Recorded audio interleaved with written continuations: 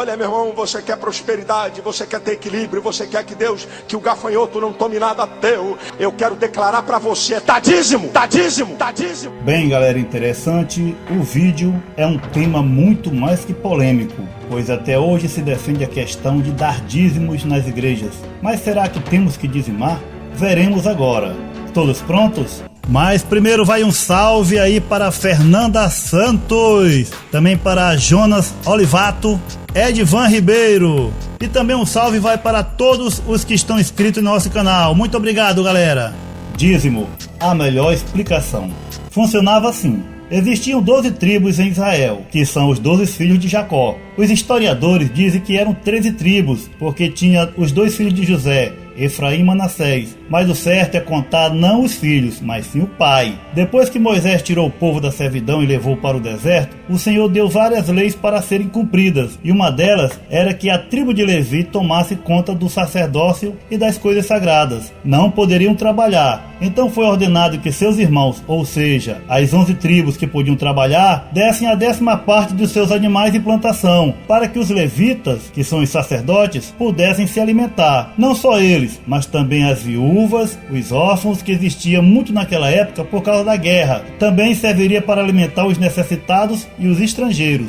Vejamos o que diz em Deuteronômio capítulo 26, versículo 12. Quando tiveres separado o dízimo de tudo quando produzirem, no 3º ano, o ano do dízimo, entregue-no ao levita, ao estrangeiro, ao órfão e à viúva, para que possam comer até saciar-se nas cidades de vocês. De quem se recebiam os dízimos? Vamos ler mais uma parte da Bíblia. E os que dentre os filhos de Levi recebem o sacerdócio têm ordem, segundo a lei, de tomar o dízimo do povo, isto é, de seus irmãos, ainda que tenham saído dos lombos de Abraão. Está escrito em Hebreus capítulo 7, versículo 5. Veja que o texto refere-se que eles têm que receber os dízimos dos seus irmãos e não recebia de outros povos. Então, a tribo de Levi, que era a tribo do sacerdote, recebia os dízimos da mão de seus próprios irmãos, que são as 11 tribos. Vamos ler mais um pouco. Dou aos levitas todos os dízimos em Israel, como retribuição pelo trabalho que fazem ao servirem na tenda do encontro. Números, capítulo 18, versículo 21. Agora o texto fala porque eles merecem receber o dízimo, por tomarem conta das coisas de Deus. Mas como eles pagavam a dizima de seus bens, de mês em mês? Vejamos na Bíblia a palavra de Deus.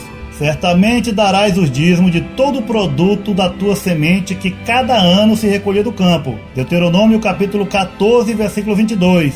Aqui disse claramente que não é mensal, e sim anual. Eles entregavam a dizima de ano em ano na época da colheita. Também estamos vendo que aqui nunca se falou em dinheiro, e sim em animais e plantações. Mas se ainda não ficou claro, vamos ler mais um pouco. Em Deuteronômio capítulo 14, no verso 24 para frente, fala o seguinte: mas se o caminho te for tão comprido que não possas levar o dízimo, por estar longe de ti o lugar que o Senhor teu Deus escolher para ali pôr o seu nome, quando o Senhor teu Deus te tiver abençoado, então vende-os, ata o dinheiro na tua mão e vai ao lugar que o Senhor teu Deus escolher. E aquele dinheiro darás por tudo que desejares, por bois, por ovelhas, por vinho, por bebida forte, por tudo que pedir a tua alma. Comerás ali perante o Senhor teu Deus e te regozijarás tu e tua casa. Amados, aqui não fica nenhuma dúvida que o dízimo não é dinheiro. Vamos explicar um pouco. Aqui o texto está falando de Deuteronômio 14, do versículo 24 ao 26, está falando o seguinte: naquela época, se por acaso o tempo onde a pessoa fosse dizimar seu gado, suas ovelhas, suas plantações, etc., se a igreja fosse muito longe, a pessoa venderia o dízimo e levaria o dinheiro. Ora, se o dízimo é dinheiro, como se poderia vender? Muitos pastores falam que naquela época não existia dinheiro. Ora, como não? Se Abraão comprou um campo por 400 peças de prata para enterrar Sara, está escrito em Gênesis. Efron respondeu a Abraão: ouça-me, meu senhor, aquele pedaço de terra vale 400 peças de prata. Mas o que significa isto entre mim e ti? Sepulte sua mulher. Abraão concordou com Efron e pesou-lhe o valor por ele estipulado diante dos hititas, 400 peças de prata, de acordo com o peso corrente entre os mercadores. Então aqui já está mostrando que existia dinheiro, que eram as peças de prata, peça de ouro, de bronze, e ainda tinha os mercadores. Já fica claro que existia o tipo de dinheiro deles naquela época. Então aqui em Deuteronômio capítulo 14, fica bem claro que dízimo não é dinheiro. Porque se você vai pegar o dízimo e vender, trocar ele por dinheiro, então dízimo não é dinheiro. Aí é o seguinte, esse dinheiro é para entregar na mão do sacerdote ou na mão do pastor de hoje.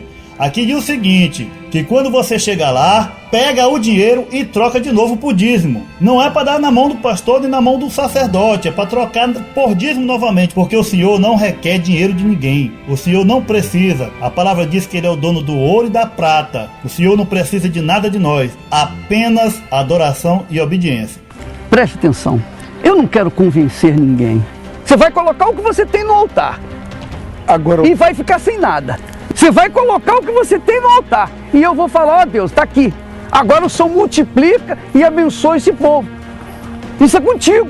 Mas vejamos o texto polêmico que todo pastor usa, Malaquias 3:10. Só que não vamos começar de Malaquias 3:10, vamos começar do versículo 8, que diz o seguinte: roubará o homem a Deus? Todavia vós me roubais, e dizeis, em que te roubamos? Nos dízimos e nas ofertas. Com maldição sou amaldiçoados, porque a mim me roubais, sim, toda esta nação. Trazei todos os dízimos à casa do tesouro, para que haja mantimento na minha casa, e depois fazei prova de mim nisto, diz o Senhor dos Exércitos, se eu não vos abrir a janela do céu, e não derramar sobre vós uma bênção tal, até que não haja lugar suficiente para recolherdes. E por causa de vós, repreenderei o devorador, e ele não destruirá o fruto da vossa terra, e a vossa vide no campo não será estéril, diz o Senhor dos Exércitos. Isto está em Malaquias capítulo 3, de 8 a 11. Agora vamos analisar de forma objetiva e espiritual os versículos.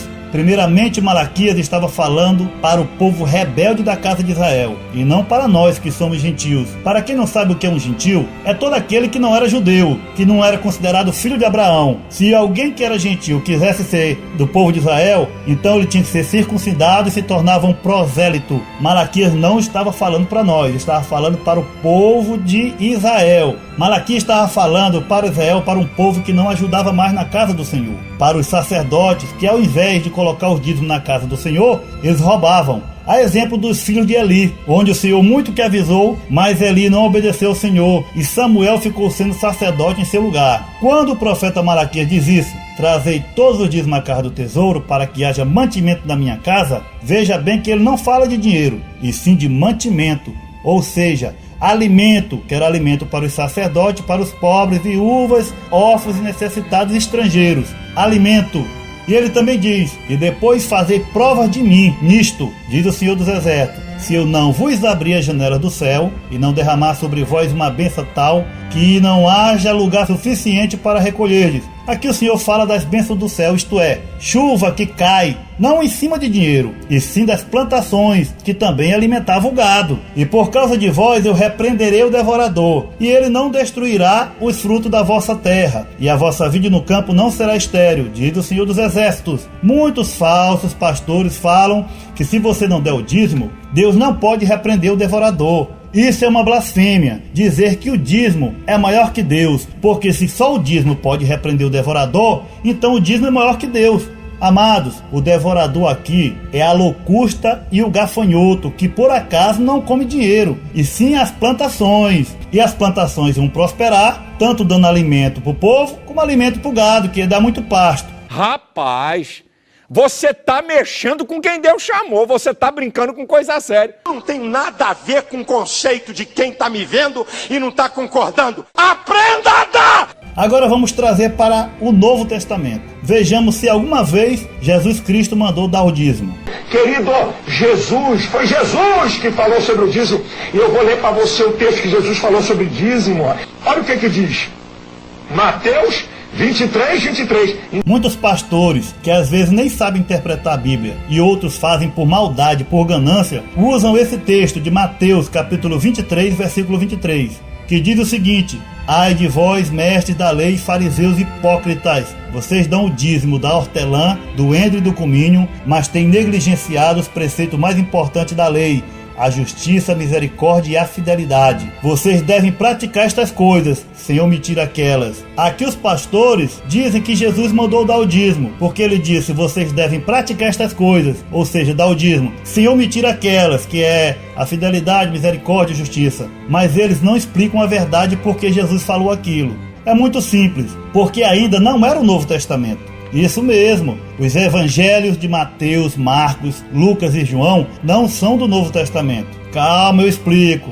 Vou ler para vocês Hebreus capítulo 9, do versículo 15 ao 17, que diz assim: Portanto, é Cristo quem consegue fazer uma nova aliança, para que os que forem chamados por Deus possam receber as bênçãos eternas, que o próprio Deus prometeu. Isto pode ser feito porque houve uma morte que livrou as pessoas dos pecados que praticaram, enquanto a primeira aliança estava em vigor. Onde há um testamento, é necessário provar que a pessoa que o fez morreu. Pois o testamento não vale nada enquanto estiver vivo quem o fez. Só depois da morte desta pessoa é que o testamento tem valor. Isso mesmo, enquanto Jesus estava vivo, ainda era o Velho Testamento. Isso mesmo, portanto Jesus não poderia ir contra as leis que Deus deu a Moisés. Então Jesus Cristo, ele mesmo disse, eu vim cumprir a lei. Por quê? Porque enquanto ele estava vivo, ainda não era o Novo Testamento. O Novo Testamento só vai ser válido depois que Cristo morre. Mas veremos o próprio Jesus falando sobre dinheiro. Em Mateus capítulo 10, do versículo 8 ao 10, quando Jesus manda seus discípulos vir pregarem, ele diz o seguinte: curai os enfermos, ressuscitai os mortos, limpai os leprosos, expeli os demônios, de graça recebestes, de graça dai. Não vos provereis de ouro nem de prata, nem de cobre nas vossas bolsas, nem de alforje para o caminho, nem de 2 túnicas, nem de calçado, nem de bordão, pois digno é o trabalhador do seu alimento.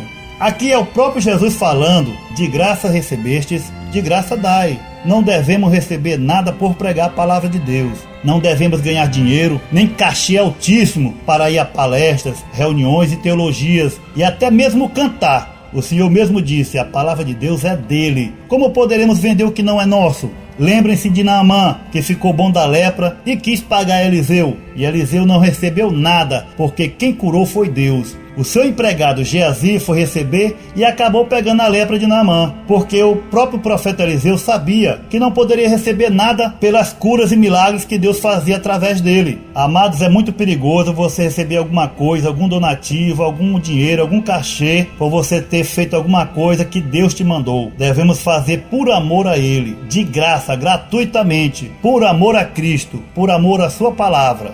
Meu Deus, eu quero dinheiro. Dinheiro, eu quero muito dinheiro. Um envelope especial, você vai oferecer um aluguel seu. Um aluguel. Você paga aluguel? Vai ser a sua semente para que você tenha uma casa. É isso mesmo, tudo ou nada. Pai, põe tudo lá. Então ele vai ser abençoado. Quem embarcar nessa é abençoado. É abençoado. Muitos de vocês já foram testemunhas. Várias vezes eu falei, ó meu Deus, ou o Senhor abençoa este povo, ou o Senhor faz mudar a vida deste povo, ou então me mata. Droga! Ou se cumpre, ou então nós somos os mais desgraçados da face da terra. Minha mão sobre a Bíblia, aqui ó, se a minha mão, não, vou botar o coração sobre a Bíblia, aqui ó, meu Deus, se o Senhor não abençoar este povo, o povo da Igreja Universal do Reino de Deus, em todo o mundo, não houver resposta, não houver cumprimento dessa palavra, eu prefiro que o Senhor me mate, me tire a vida de uma vez. E estes cães gulosos nunca se podem fartar, e eles são pastores que nada compreendem. Todos eles se tornam para o seu caminho, cada um para a sua ganância, todos sem exceção. Isaías capítulo 56, versículo 11. Lá nós vamos subir o Monte Carmelo. Eu vou subir com o livro dos dizimistas. Separa assim um valor de um salário mínimo. Separa o valor de um salário mínimo e fala, Senhor, de preferência direto na conta da igreja, que vai estar aí no rodapé do seu vídeo.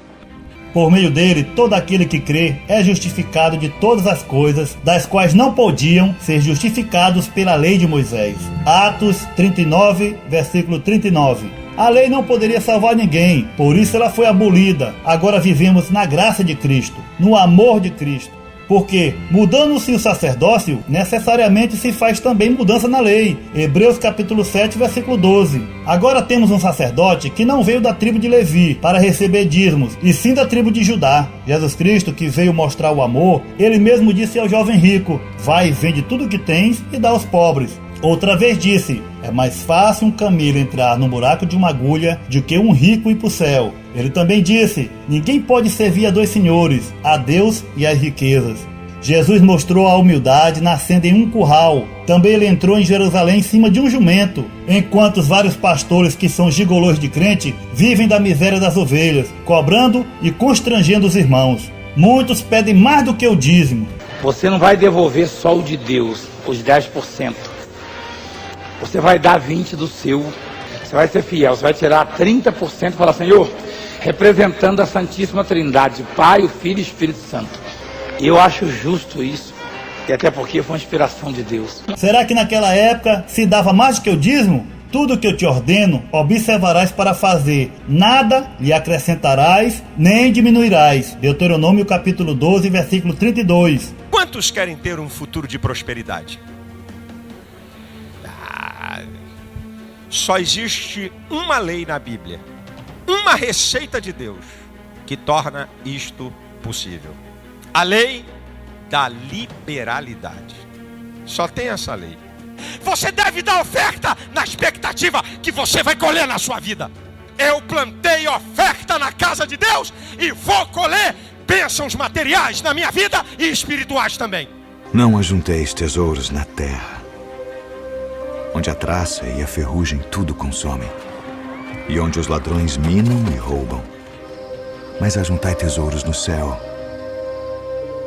onde nem a traça nem a ferrugem consomem, e onde os ladrões não minam nem roubam.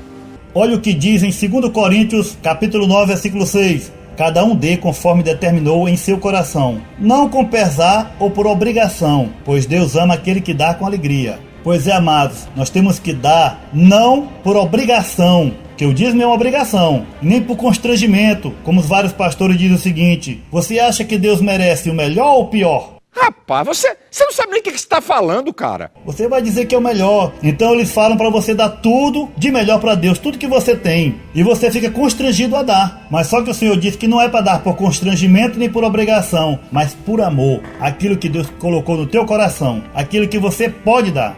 Você deve estar de brincadeira. Isso é brincadeira. Pois o amor ao dinheiro é a raiz de todos os males. Algumas pessoas, por cobiçarem o dinheiro, desviaram-se da fé e se atormentaram a si mesmas com muitos sofrimentos. Timóteo capítulo 6, versículo 10. Mas mesmo crendo num Deus todo-poderoso, ele vivia uma vida desgraçada. Eu sou filho de Deus. Bom, se você é filho de Deus, Deus é rico. E você? Não, eu sou miserável. Se você tem essa fé viva no Deus vivo, então você tem que se revoltar. Pode se revoltar por minha conta, mas isso não é pecado? Não, deixa que eu pago o seu pecado. Deixa comigo, deixa por minha conta, eu pago a sua revolta. Você ficar revoltado com Deus, Deus, eu não aceito isso. Deixa que eu resolvo esse problema com Deus por você, tá bom? Agora você já deve estar pensando, será que os pastores devem receber salário? Olha o que o apóstolo Paulo disse sobre pregar o evangelho. Porque se eu anuncio o evangelho, não tenho que me gloriar, pois me é imposta esta obrigação. E ai de mim se eu não anunciar o evangelho. E por isso, se eu faço gratuitamente, eu terei um galardão. Mas se de má vontade, apenas uma dispensação me é confiada. Isto está escrito em 1 Coríntios, capítulo 9, versículo 16 e 17.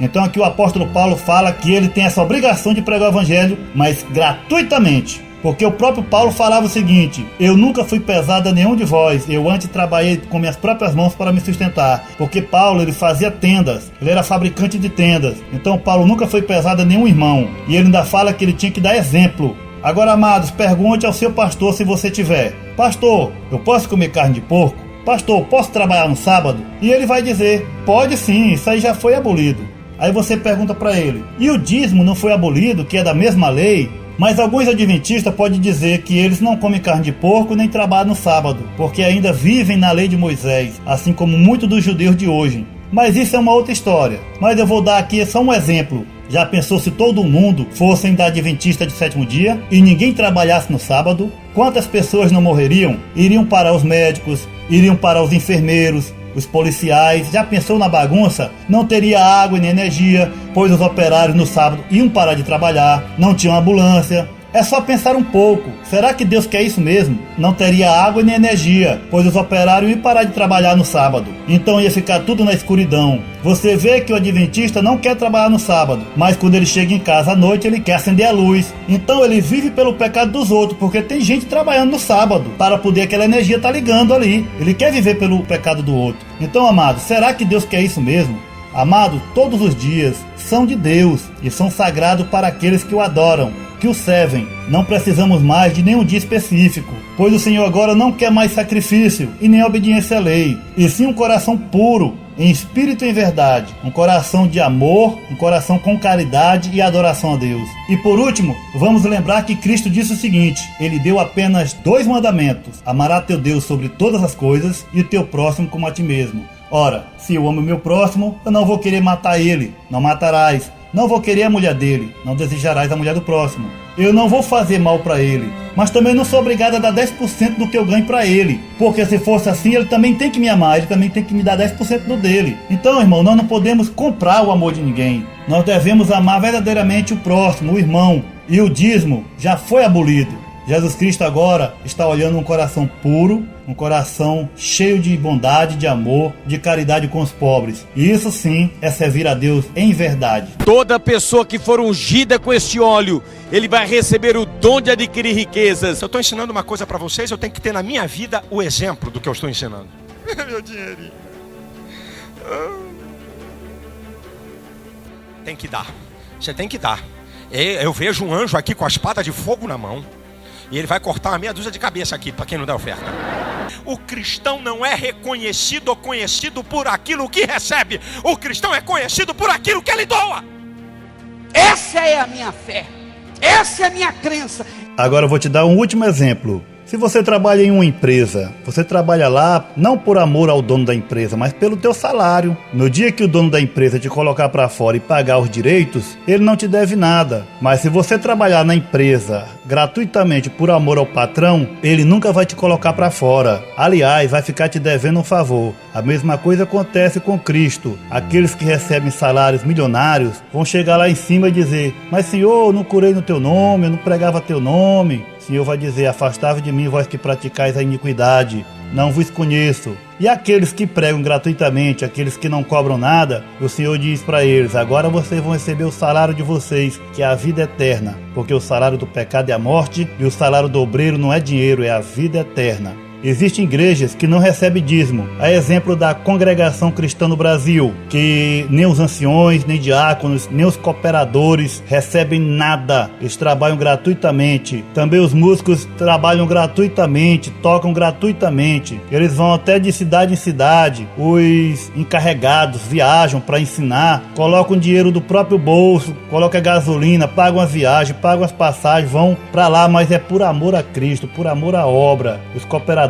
também pregam a palavra de Deus, fazem visitas, os anciões fazem batismo, tudo isso aí por amor à obra de Deus, não por salário, porque todos eles trabalham para viver, e é assim que deve ser, amados. E eu prefiro a morte do que aceitar viver uma vida crendo num Deus grande e viver uma vida como se estivesse crendo no diabo.